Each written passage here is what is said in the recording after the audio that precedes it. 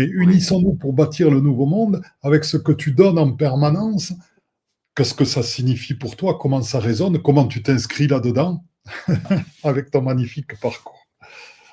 Oui, bah, oui, effectivement, donc ça fait, maintenant 15 ans que je partage, les chants comme je le fais aujourd'hui à travers des mantras, à travers différentes traditions et donc c'est quelque chose qui grandit et moi aussi je grandis avec ça et ça fait grandir aussi beaucoup de gens aussi, ça fait aussi, ça touche beaucoup de gens et donc je continue.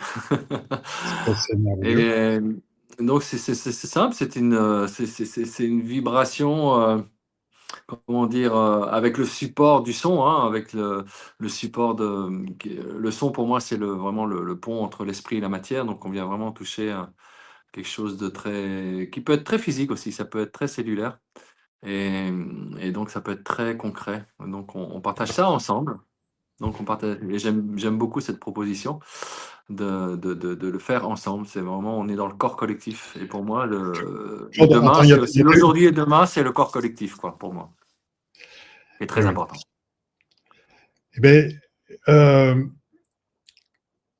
donc Désolé. là, c'est vrai qu'avec la force des mantras, la force de la répétition, ça permet aux gens d'atteindre un état de conscience dans lequel ils goûtent au divin. En fait, ils goûtent à autre chose que l'être ordinaire, ils se libèrent de leur vie ordinaire et ils atteignent à quelque chose de beaucoup plus grand.